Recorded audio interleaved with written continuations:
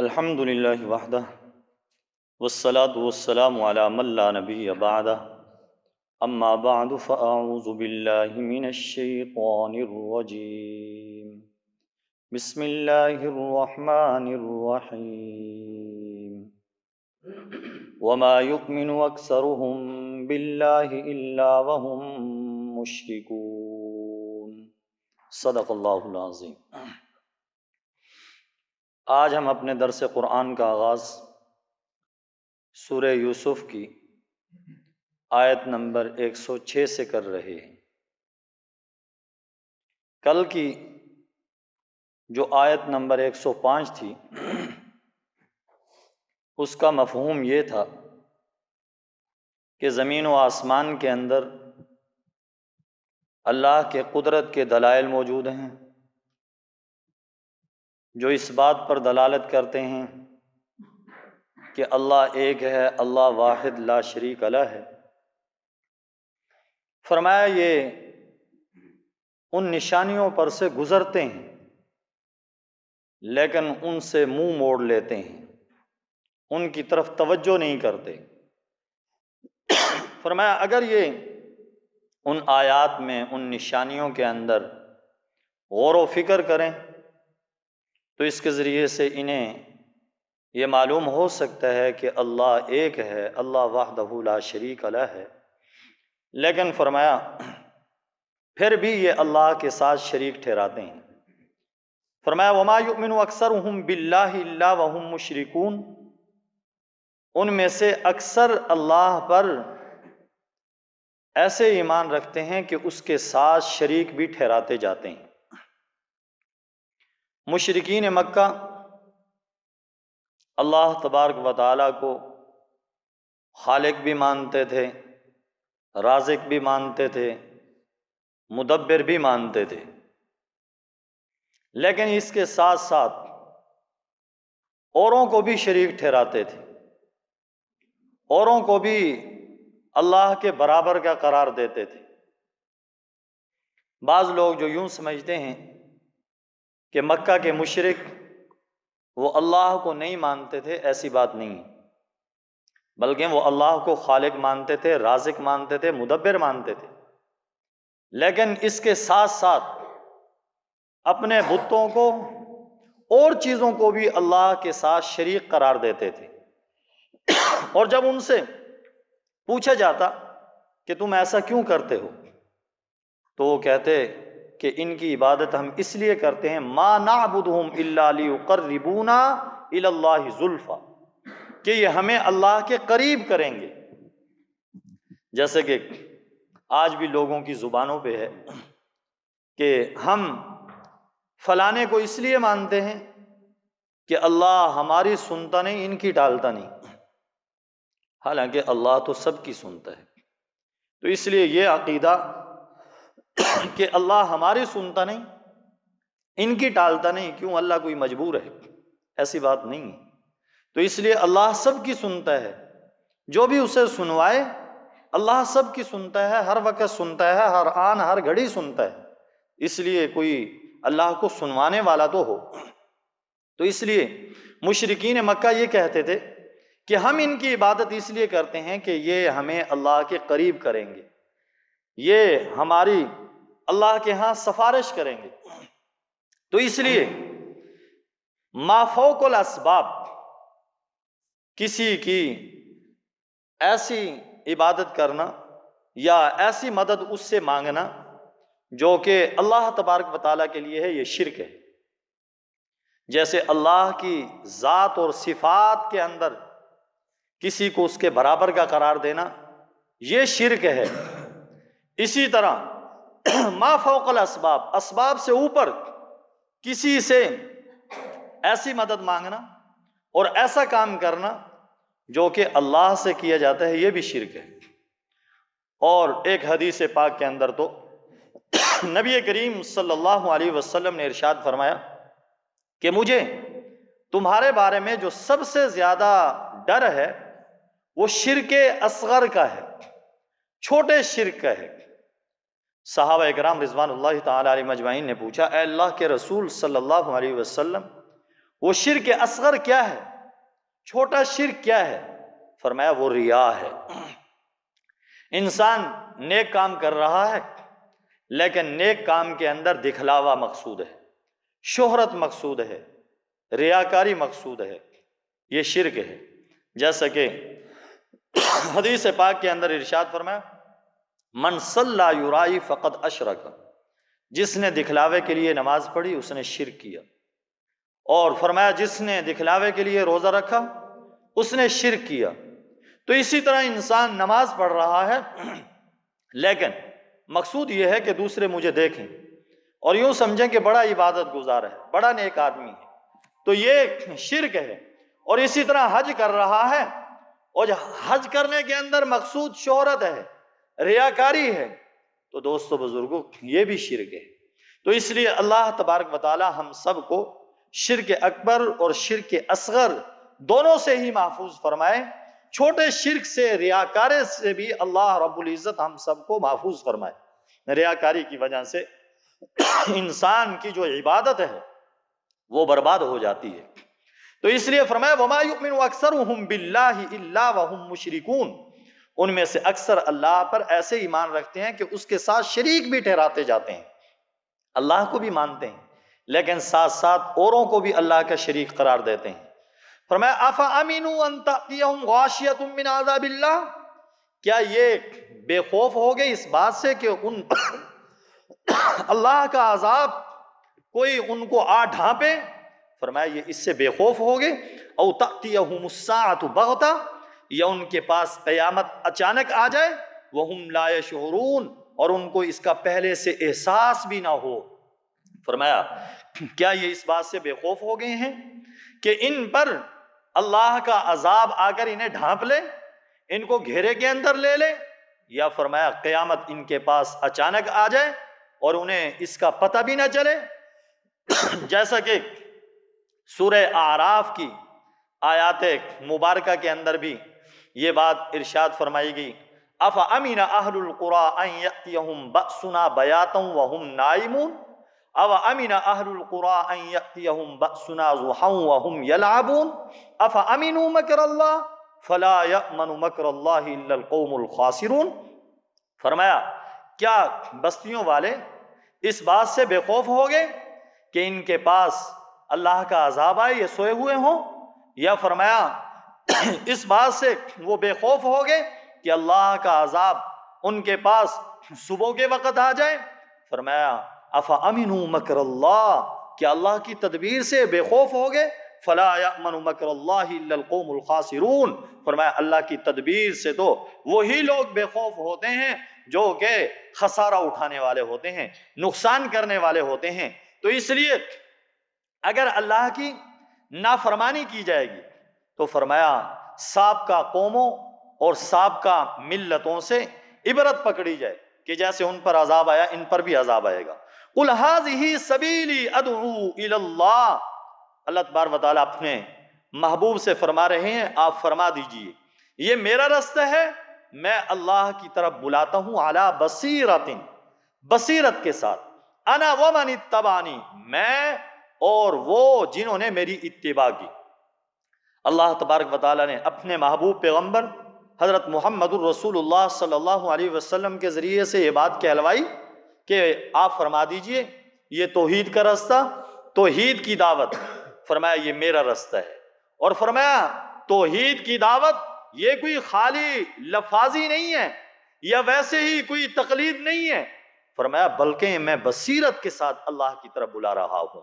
فرمایا انا ومن اتبعنی، میں اور جنہوں نے میری اتباع کی ہے، میرے متبعین، فرمایا وہ سارے کے سارے بصیرت اور حکمت کے ساتھ اللہ رب العزت کی طرف بلا رہے ہیں، اللہ تبارک و تعالیٰ کی طرف دعوت دے رہے ہیں اور اللہ کی توحید کی طرف انسانیت کو بلا رہے ہیں۔ اور دیکھیں نبی کریم صلی اللہ علیہ وسلم کے متبعین میں وہ سارے ہی لوگ داخل ہیں جو کہ قیامت تک دعوت دینے والے ہوں گے، اس دعوت کے کام کو کرنے والے ہوں گے، لیکن اس کا سب سے پہلا مصداق وہ صحابہ اکرام رضوان اللہ تعالی علیہم اجمعین ہیں۔ جیسا کہ سیدنا عبداللہ بن مسعود رضی اللہ تعالیٰ عنہ فرماتے ہیں نبی کریم صلی اللہ علیہ وسلم کے صحابہ کرام چنے ہوئے بندے تھے، ان کے قلوب پاکیزہ تھے، مطہر تھے صحابہ کرام رضوان اللہ تعالی علیہم اجمعین کے قلوب۔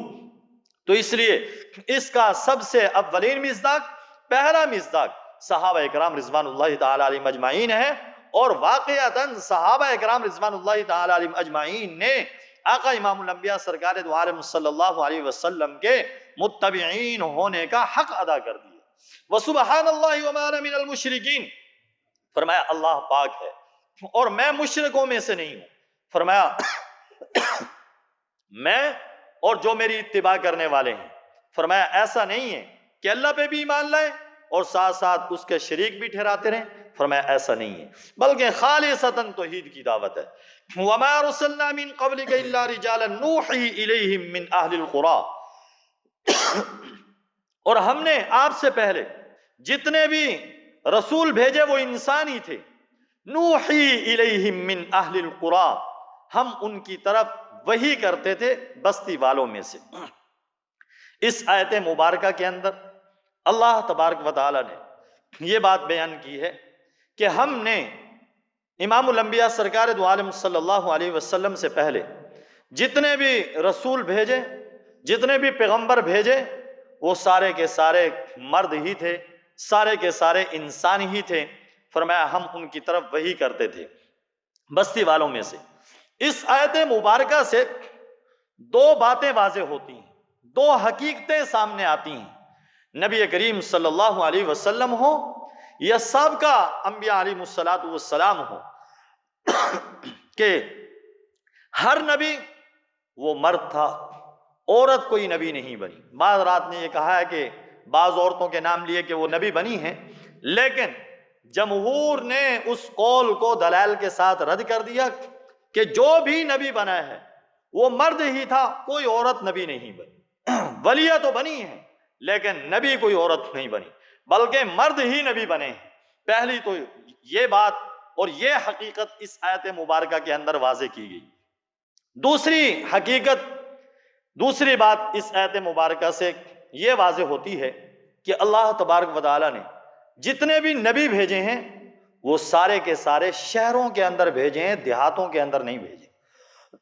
اس کی وجہ یہ ہے کہ دیہات کے اندر جو لوگ رہنے والے ہوتے ہیں ان کی طبیعت کے اندر سختی ہوتی ہے اور ضد ہوتی ہے، ہٹ دھرمی ہوتی ہے۔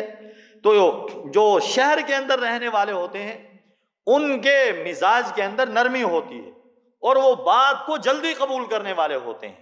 جیسے کہ قرآن کریم کے اندر بھی اللہ تبارک و تعالیٰ نے اس بات کو ذکر فرمایا، الاعراب اشد کفرا و نفاقا، فرمایا جو منافقوں میں سے دیہاتی ہیں، فرمایا وہ کفر اور نفاق میں بڑے سخت ہیں، بڑے پکے ہیں۔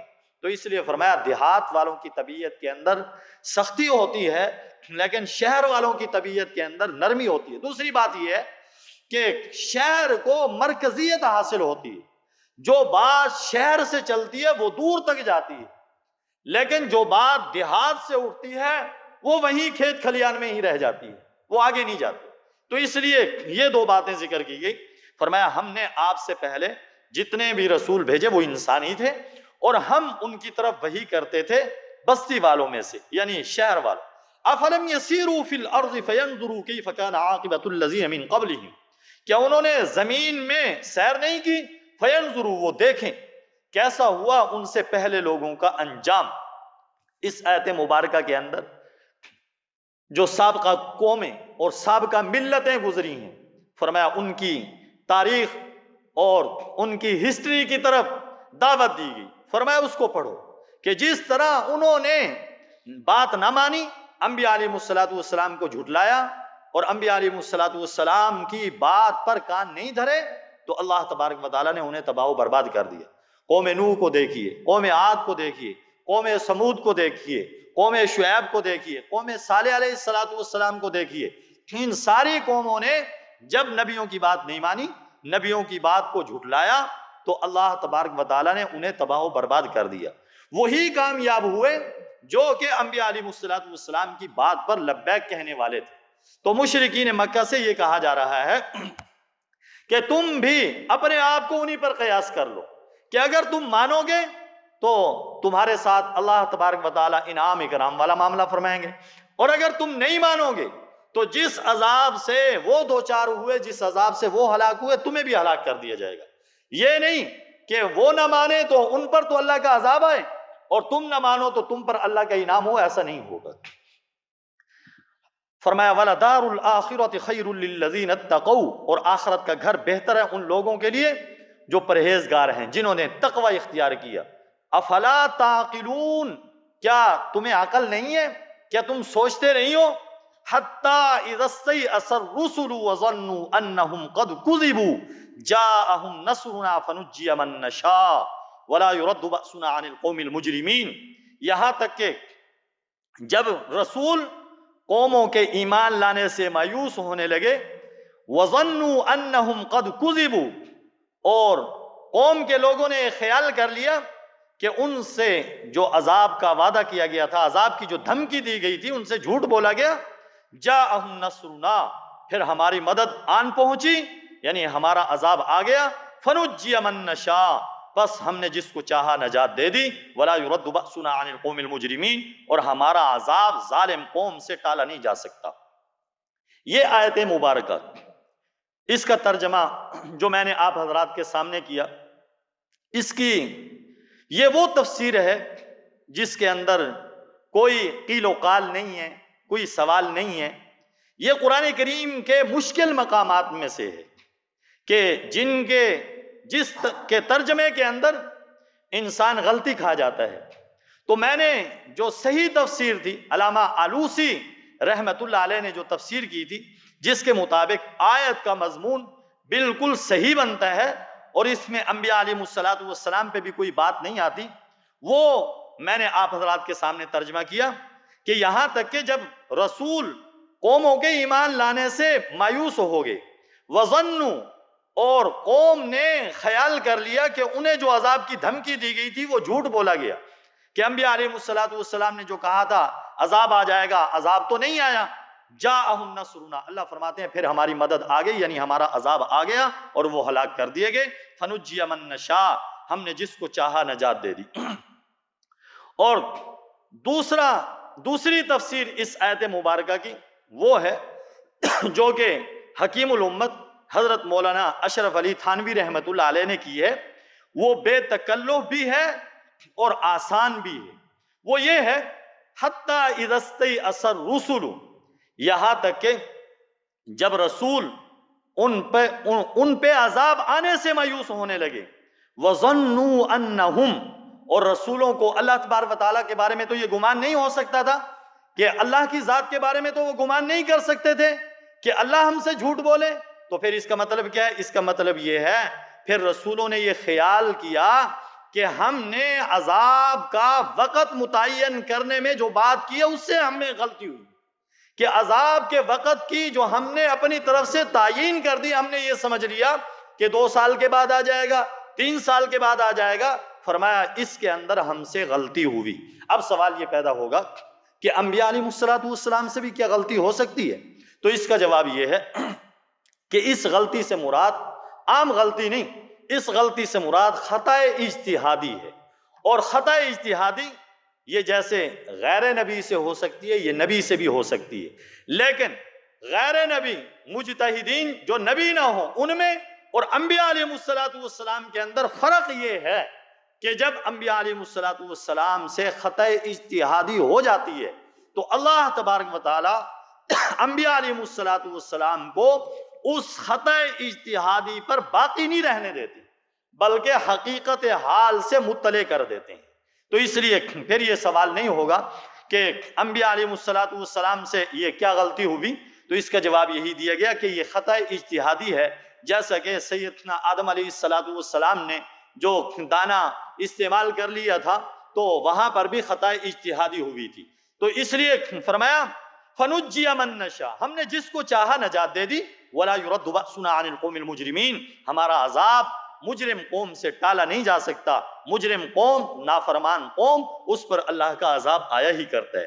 آخری آیت مبارکہ کے اندر سورہ یوسف کی آخری آیت مبارکہ ہے، اللہ تبارک و تعالی ارشاد فرماتے ہیں لَقَدْ كَانَ فِي قَصَصِهِمْ عِبْرَةٌ لِأُولِي الْأَلْبَابِ، فرمایا البتہ تحقیق ان کے واقعے کے اندر عقل والوں کے لیے عبرت ہے. فرمایا چاہے حضرت یوسف علیہ السلام کا واقعہ ہو یا دوسرے انبیاء علیہ السلام کے واقعات ہوں، فرمایا یہ ویسے ہی قصہ گوئی کے لیے نہیں ہے، وقت گزاری کے لیے نہیں ہے، کانوں کے جھنکاروں کے لیے نہیں ہے، بلکہ یہ تو عبرت کے لیے ہیں، نصیحت کے لیے ہیں، موعظت کے لیے ہیں. اور نصیحت کس کو حاصل ہوگی، عبرت کس کو حاصل ہوگی؟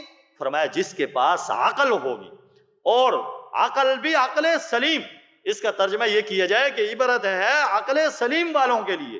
عقل سلیم کون سی عقل ہے؟ جو کہ کھوٹ سے پاک ہو.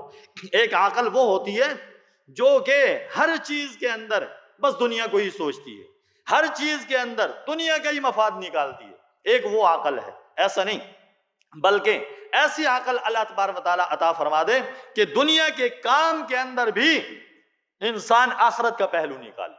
تو اس لیے فرمایا ان واقعات کے اندر عبرت ہے عقل سلیم والوں کے لیے. ما کان حدیثا یفترا، اور یہ ایسی بات نہیں ہے کہ جس کو گھڑ لیا جائے، ولیکن تصدیق الذی بین یدی. فرمایا یہ قرآن کریم ایسی بات نہیں ہے کہ اس کو پیغمبر علیہ السلام نے خود گھڑ لیا ہو. فرمایا ایسا نہیں ہے. نبی کریم صلی اللہ علیہ وسلم نے تو کسی سے یہ واقعہ سنا نہیں اور کسی سے تعلیم حاصل نہیں کی، پھر بھی نبی علیہ السلام اس واقعے کو بیان کر رہے ہیں. فرمایا ولیکن تصدیق الذی بین یدی، لیکن یہ اس کی تصدیق ہے جو اس سے پہلے ہے. وتفصیل کل شیء، اور ہر چیز کی تفصیل ہے قرآن کریم کے اندر. فرمایا جو کہ انسانی زندگی گزارنے کے لیے ضروری ہے، چاہے اس کا تعلق معاملات سے ہو، چاہے اس کا تعلق معاشرت سے ہو، قرآن کریم کے اندر ہر چیز کی تفصیل ہے. وَهُدًى وَرَحْمَةً لِقَوْمٍ، فرمایا یہ قرآن کریم ہدایت ہے اور رحمت ہے ان لوگوں کے لیے جو ایمان لانے والے ہیں. اور دیکھیں اس آیت مبارکہ کے اندر اللہ تبارک و تعالیٰ نے قرآن کریم کی 5 صفتوں کو ذکر کیا ہے. فرمایا ایک تو یہ ہے کہ یہ عبرت ہے، دوسری بات یہ ہے کہ قرآن کریم کوئی گھڑی ہوئی کتاب نہیں ہے، اور تیسری صفت قرآن کریم کی یہ بیان کی کہ قرآن کریم اپنے سے جو پہلی کتابیں ہیں فرمایا ان کی تصدیق بھی ہے، حتیٰ کہ جو ان کی غلطیاں ہیں ان کو بھی قرآن کریم صحیح کرتا ہے. وَتَفْصِيلَ كُلِّ شَيْءٍ، اور فرمایا قرآن کریم کے اندر ہر چیز کی تفصیل بھی موجود ہے. اور 5ویں صفت یہ بتلائی کہ قرآن کریم ہدایت ہے اور رحمت ہے ان لوگوں کے لیے جو ایمان لاتے ہیں. اور دیکھیں قرآن کریم ویسے تو ہدایت سب کے لیے ہے، لیکن یہاں پر خاص طور پر ایمان والوں کا ذکر کیا. فرمایا اس سے ہدایت جو حاصل کرتے ہیں، رحمت جو حاصل کرتے ہیں، فرمایا وہ ایمان والے ہی حاصل کرتے ہیں. وگرنہ قرآن کریم فرمایا جو کافر ہیں، جو ماننے والے نہیں ہیں، ان کے لیے گمراہی اور ہدایت کا ہی سبب بنتا ہے. فرمایا ایمان والوں کے لیے ہدایت اور رحمت کا سبب بنتا ہے. اور دیکھیں حضرت یوسف علیہ السلام کا جو واقعہ ہے، اس کو قرآن کریم کی ان 5 صفتوں کے اندر ذکر کیا جائے تو حضرت یوسف علیہ السلام کا واقعہ بھی عقل سلیم والوں کے لیے عبرت ہے. اور فرمایا ما کان حدیثا یفترا، یہ کوئی گھڑا ہوا نہیں ہے کہ ایسے ہی نبی علیہ السلام نے بیان کر دیا ہو. فرمایا کتنے سالوں کے بعد حضرت یوسف علیہ السلام سے نبی علیہ السلام ہیں، لیکن اس کے باوجود منوان صحیح معنی میں پورا واقعہ تفصیل کے ساتھ بیان کر دینا، فرمایا یہ اس واقعے کے سچے ہونے کی دلیل ہے. اور فرمایا یہ ہر چیز کی اس کے اندر تفصیل بھی ہے، ہدایت بھی موجود ہے اس کے اندر، یہ رحمت بھی ہے ان لوگوں کے لیے جو ایمان لانے والے ہیں. دعا ہے اللہ رب العزت کی ذات سے کہ اللہ تبارک و تعالی ہم سب کے لیے قرآن کریم کو ہدایت کا ذریعہ بنائے، رحمت کا ذریعہ بنائے اور شفا کا ذریعہ بنائے. جس طرح اللہ تبارک و تعالیٰ نے یہ سورہ یوسف کی تفسیر کو مکمل کرنے کی توفیق نصیب فرمائی، اللہ رب العزت سے دعا ہے کہ بقیہ صورتوں کی تفسیر بھی اللہ رب العزت اپنے محض فضل و کرم سے مکمل کرنے کی توفیق نصیب فرمائے. وآخر دعوانا الحمدللہ رب العالمین. الحمد للہ رب العالمین. اللہم صلی علی سیدنا و مولانا محمد وعلی آل سیدنا و مولانا محمد وبارک وسلم وصلوا علیہ. ربنا آتنا فی الدنیا حسنہ وفی الآخرۃ حسنۃ وقنا عذاب النار. اے اللہ ہم سب سے راضی ہو جا، اپنی رضا مبارک ہم سب کو نصیب فرما، درس قرآن کو قبول و منظور فرما، کمی کوتاہی جو ہوگی ہماری طرف سے ہے اپنے فضل و کرم سے معاف فرما، ہم سب کی بخشش کا ذریعہ بنا، اس محفل مجلس کو قبول و منظور فرما، آخرت میں نجات کا ذریعہ بنا، ہم سب کا خاتمہ ایمان پہ فرما، قرآن پہ فرما، نبی علیہ السلام کے فرمان پہ فرما۔ اے اللہ ہم سب کی ساری دعاؤں کو اپنے فضل سے جناب رسول اللہ صلی اللہ علیہ وسلم کے واسطے وسیلے سے قبول و منظور فرما۔ اے اللہ مرتے وقت ہم سب کی زبانوں پہ جاری ہو لا الہ الا اللہ محمد الرسول اللہ وصلی اللہ تعالی علی خیر خلقہ محمد وعلی آلہ واصحابہ وآل بیتہ اجمعین، آمین آمین برحمتہ۔ جزاک اللہ۔